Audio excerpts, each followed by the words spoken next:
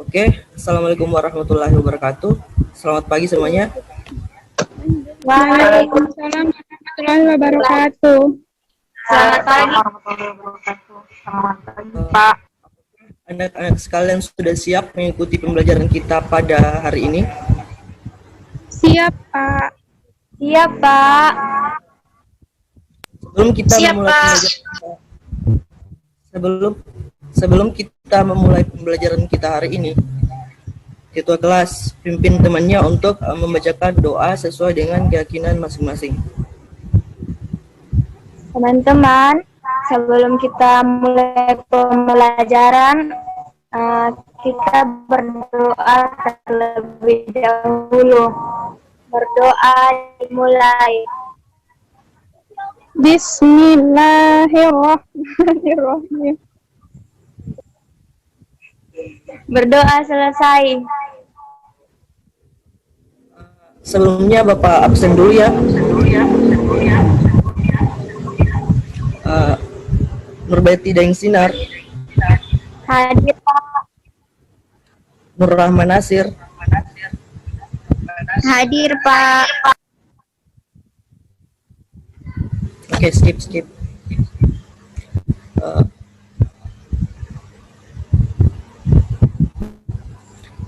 Sebelum Bapak membahas materi kita hari ini, ada yang masih ingat apa tema kita pada pertemuan kali ini? Silakan angkat tangan, sebutkan nama, nomor urut, karena Bapak akan memberikan penilaian kepada siswa atau peserta didik yang aktif dalam proses pembelajaran pada pertemuan hari ini.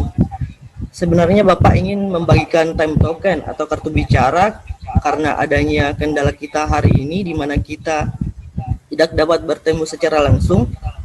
Jadi Bapak agak ubah sedikit cara kerjanya, tapi tujuannya tetap sama, yakni untuk memberikan penilaian bagi yang mengutarakan pendapat, pertanyaan, maupun jawaban. Sebelumnya ada yang ingin menjawab pertanyaan Bapak tadi mengenai tema kita pada pertemuan kali ini?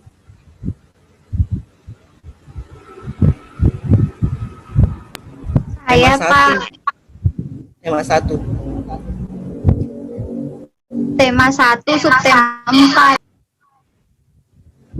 Ya, benar sekali apa yang dikatakan oleh Nur Rahman Nasir, yakni tema 1, yakni organ gerak hewan dan manusia. Subtema 4,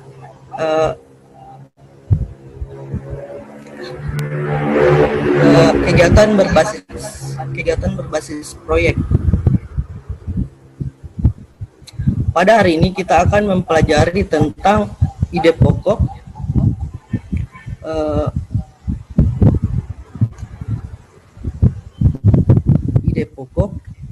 apa tadi ya?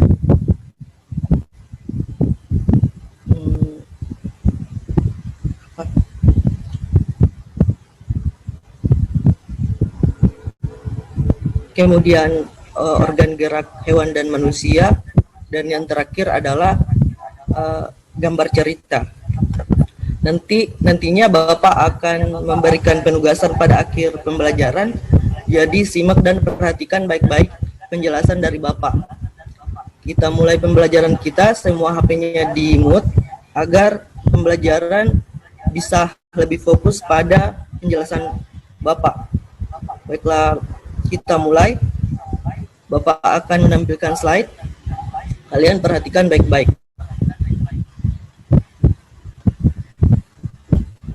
Sebelum kita masuk ke materi utama kita, kalian harus tahu dulu apa itu paragraf. Karena paragraf sangat berkaitan erat dengan yang namanya ide pokok. Nah, ada yang tahu apa itu paragraf? Silakan angkat tangan, sebutkan nama. Pak.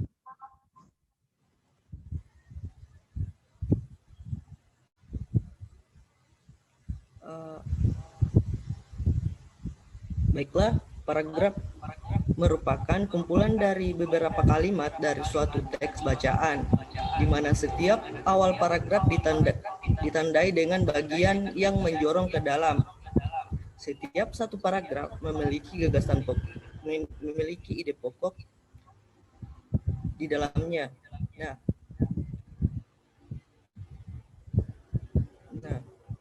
paragraf adalah kumpulan dari beberapa kalimat dari suatu teks bacaan di mana setiap awal paragraf ditandai dengan adanya bagian yang menjorong ke dalam. Setiap satu paragraf itu memiliki ide pokok di dalamnya. Nah, selanjutnya ide pokok. Ide pokok adalah ide atau gagasan yang menjadi pokok pengembangan paragraf. Ide pokok ini terdapat dalam kalimat utama. Nama lain dari ide pokok antara lain seperti gagasan utama, gagasan pokok, dan lain sebagainya. Di mana dalam satu paragraf hanya ada satu ide pokok. Selanjutnya yang kalian harus ketahui mengenai ide pokok pada suatu paragraf adalah kalimat utama. Di mana kalimat utama adalah kalimat yang di dalamnya terdapat ide pokok paragraf. Kalimat utama ini dijelaskan oleh kalimat-kalimat lain dalam paragraf tersebut.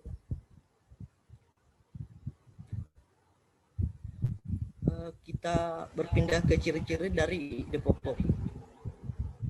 Adapun ciri-ciri dari ide pokok antara lain itu memiliki kalimat pendukung atau kalimat penjelas. Kemudian itu ada yang mendukung, baik itu berupa penjelas atau alasan yang menguatkannya. Ciri-ciri atau karakteristik yang ketiga itu adalah inti dari sebuah paragraf atau yang ketiga yaitu ide pokok itu merupakan inti dari sebuah paragraf atau pusat pembahasan. Kita berpindah ke fungsi dari ide pokok. Sebelumnya ada yang ingin bertanya atau ada yang masih kurang paham pada penjelasan-penjelasan sebelumnya mengenai yang pertama pengertian, kemudian ciri-ciri dari ide pokok. Pak, apakah ada contohnya Pak tentang ide pokok? Iya, bisa diulangi. Saya ingin bertanya Pak, apakah ada contohnya Pak mengenai ide pokok? Apanya? Kurang jelas. Bisa diulangi.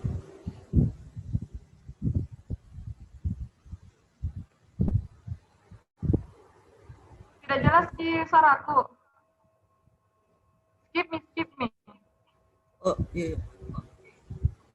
Baiklah, kita lanjutkan ke fungsi dari ide pokok.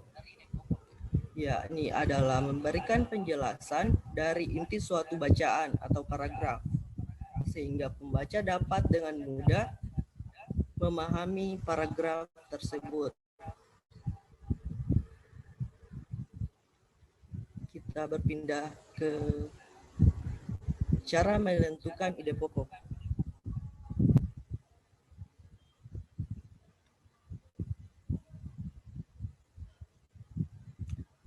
Nah, ide pokok dapat ditentukan dengan cara melihat kalimat utamanya.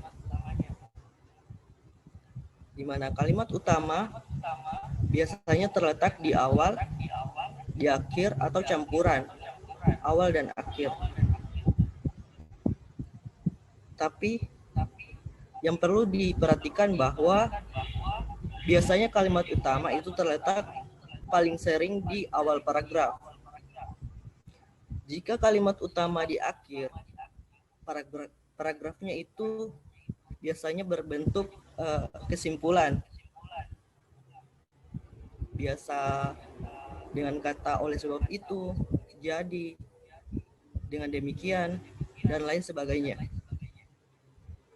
Kita berpindah ke contoh dari menentukan ide pokok. Nah, Di atas merupakan contoh paragraf mengenai reptilia. Saya bacakan. Reptilia adalah segala jenis hewan yang berjalan melata atau merayap. Contohnya adalah ular, kadal, buaya, dan penyu. Mereka bertulang keras dan memiliki sisik pada kulitnya. Umumnya mereka bertelur di darat, walaupun ada juga reptil yang melahirkan. Reptilia adalah hewan yang berdarah dingin. Suhu tubuhnya menyesuaikan suhu udara luar. Namun hal ini tidak berarti hewan reptilia suka daerah dingin. Reptilia tidak tahan hawa dingin. Tidak ada reptilia yang tinggal di daerah kutub. Nah,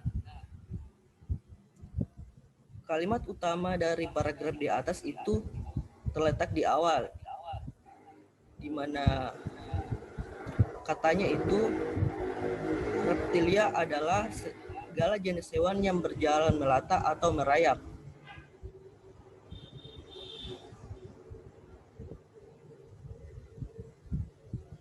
Di mana ide pokok dari paragraf ini itu adalah membahas tentang reptilia.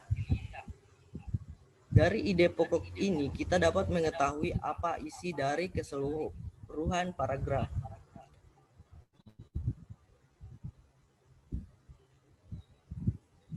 Dengan mencari ide pokoknya. Baiklah, sebelumnya ada yang ingin bertanya mengenai materi kita ide pokok pada suatu paragraf?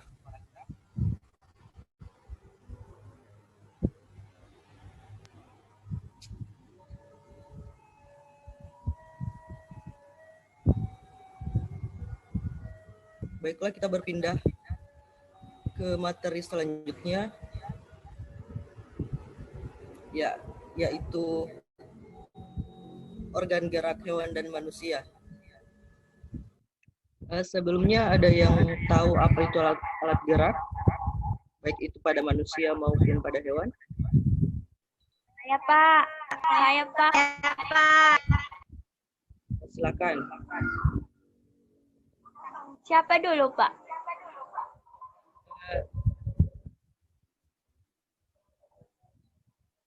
Nurbaitin dulu. Mungkin Pak kayak jalan, pakai kaki.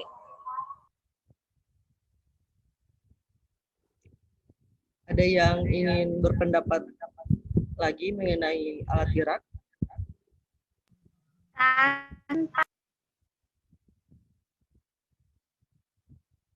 Silakan.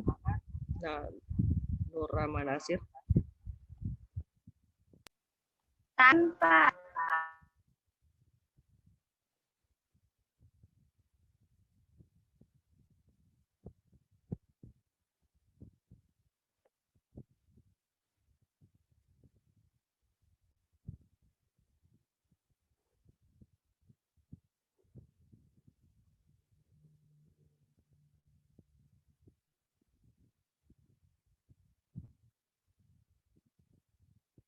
Oke, kita lanjut.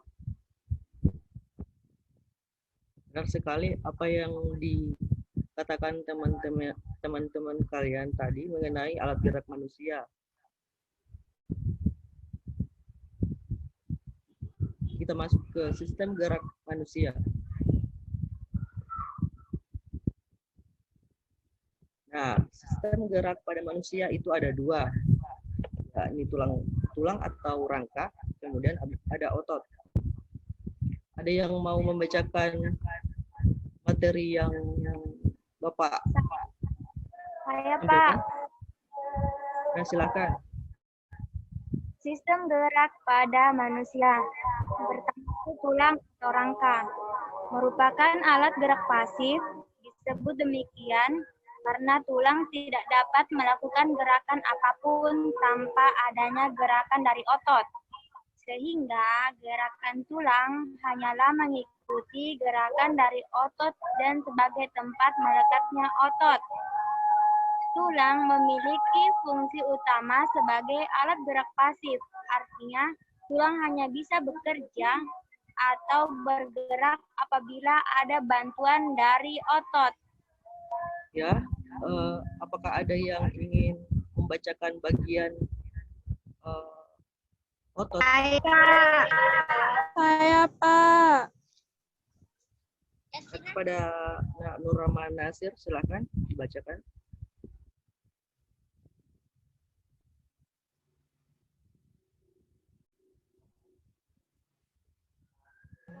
Otot merupakan jaringan yang terdapat di dalam tubuh manusia yang fungsinya adalah sebagai alat gerak aktif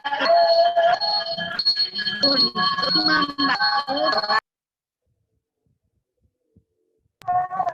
membantu tulang agar bisa bergerak. Tanpa adanya otot, manusia tidak akan bisa bergerak karena ototlah yang bisa membuat tulang bergerak. Sudah, Pak?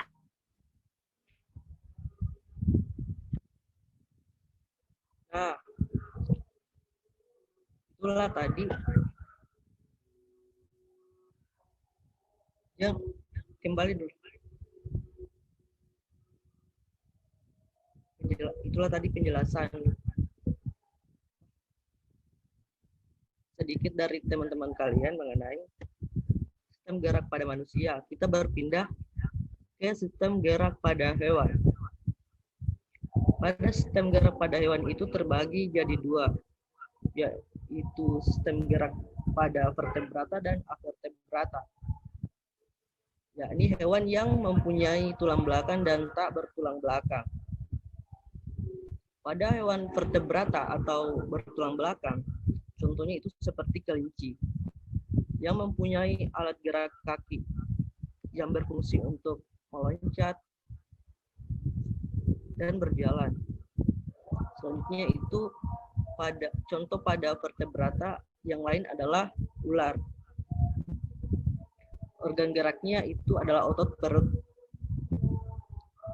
Kemudian pada ikan yang mempunyai organ gerak itu sirip dan ekor, di mana fungsinya itu bergerak, ekor untuk mendorong tubuh ikan ke depan, dan sirip untuk mengatur gerakan ke atas dan ke bawah. Selanjutnya itu contoh hewan avertebrata atau tak bertulang belakang. Contohnya itu adalah siput.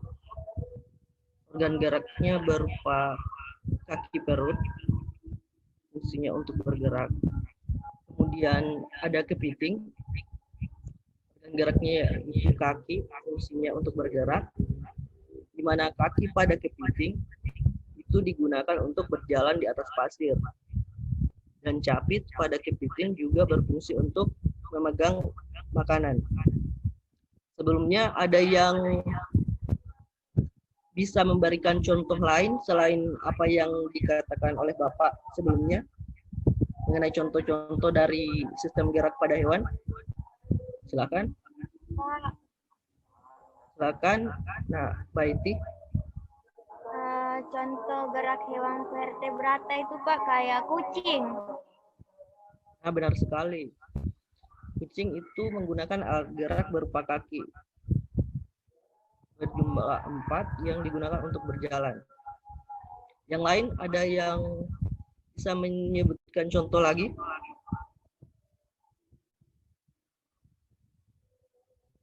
Mengenai organ gerak pada hewan?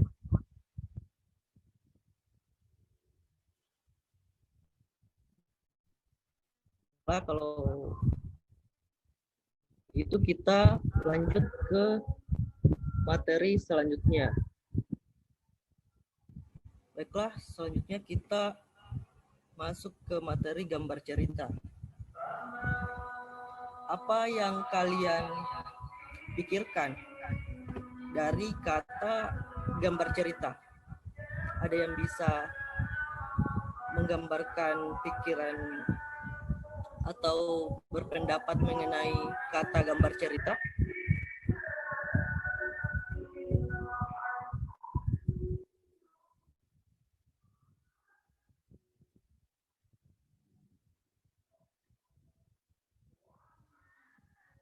Pak. Silakan, Nak Baiti. Gambar cerita yang ada gambarnya.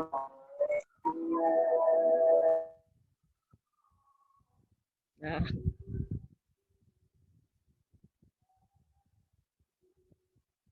baiklah, kita masuk ke pengertian dari gambar cerita. Langsung saja kita masuk ke pengertian gambar cerita.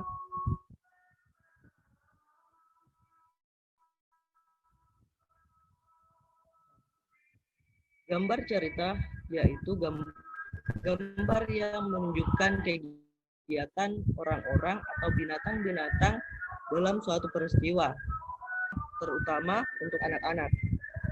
Untuk menceritakan sebuah peristiwa, baik peristiwa yang benar-benar terjadi maupun imajinasi.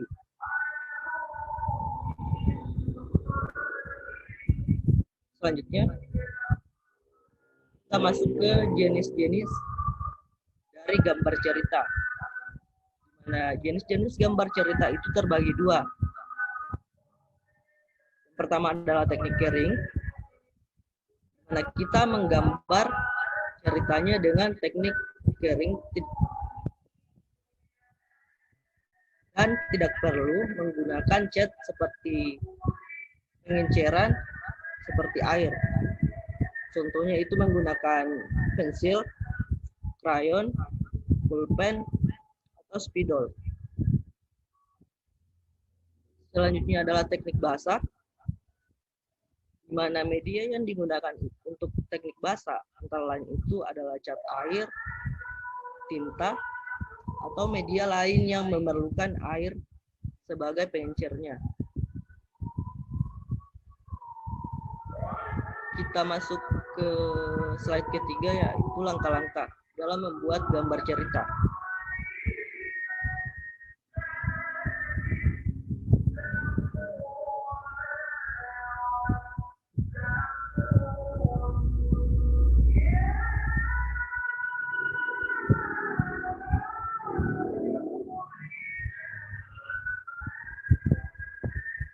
Nah, langkah pertama yang kita lakukan dalam membuat gambar cerita itu adalah kita menyiapkan alat dan bahan, kemudian menentukan tema gambar cerita.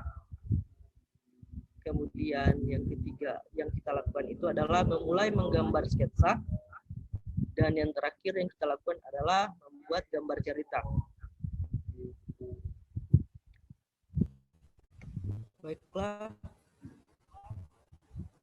Baiklah, selanjutnya kita masuk ke slide terakhir, yaitu bagian contoh dari gambar cerita. Contohnya seperti ini. Nantinya Bapak akan memberikan penugasan pada akhir pembelajaran berupa lembar kerja untuk peserta didik, itu untuk membuat gambar cerita.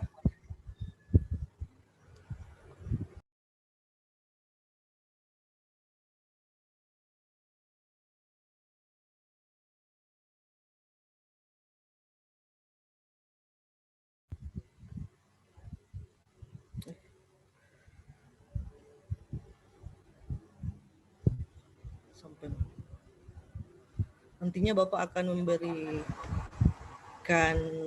lembar penugasan pada akhir pembelajaran berupa lembar kerja untuk peserta didik, itu berupa gambar cerita.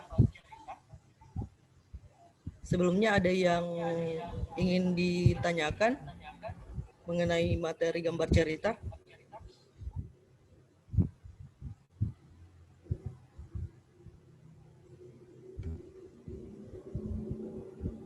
Pak akan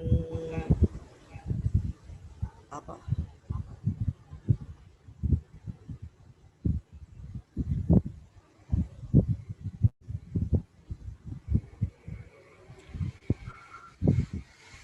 Nah, itulah materi-materi yang telah kita pelajari pada hari ini.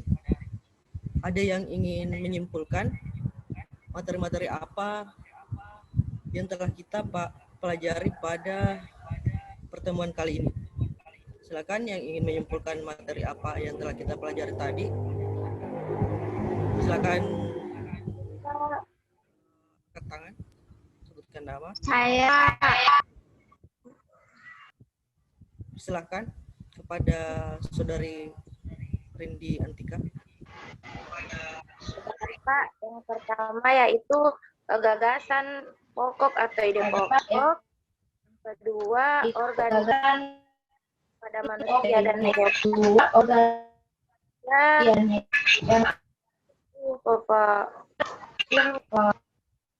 Ada yang bisa menambahkan jawaban yang telah dijawab temannya tadi mengenai apa-apa materi yang telah kita pelajari pada pertemuan hari ini? Silakan yang mau ingin menjawab.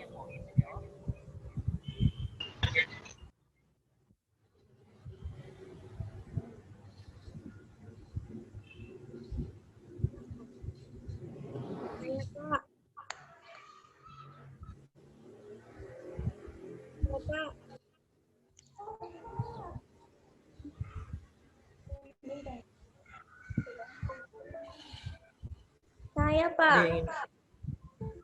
Ya, persilakan kepada Nak Baik. Tadi itu kita belajar tentang mencari ide pokok, terus alat gerak hewan dan manusia, terus tentang gambar cerita, Pak. Nah, benar sekali. Pada pertemuan kali ini, kita telah mempelajari apa itu paragraf, kemudian kita masuk ke ide pokok, ciri-cirinya, fungsinya, kemudian cara menentukan dari ide pokok tersebut pada suatu paragraf, kemudian kita masuk ke materi alat gerak hewan dan manusia, di mana pada manusia itu terdapat dua alat gerak, yaitu pada tulang dan otot, sedangkan pada hewan itu terbagi dua pula, yakni vertebrata, bertulang belakang, dan avertebrata, tak bertulang belakang. Dan pada materi terakhir kita telah mempelajari tentang gambar cerita, fungsinya, cara membuat, dan contohnya. Nah, itulah hal-hal yang telah kita pelajari pada pertemuan hari ini. Selanjutnya Bapak akan memberi penugasan pada Google Classroom kalian yang nantinya kalian kerjakan setelah ini, di mana penugasannya itu berupa evaluasi dan lembar kerja. Sebelum kita menutup pembelajaran kita, Ketua kelas pimpin doanya. Baiklah teman-teman, sebelum kita menutup pembelajaran, alangkah baiknya kita berdoa. Berdoa mulai.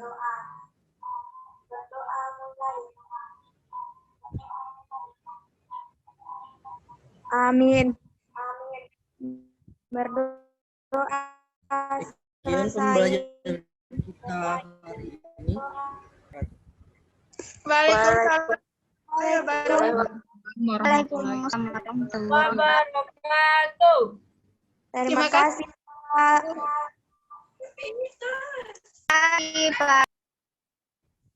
wabarakatuh.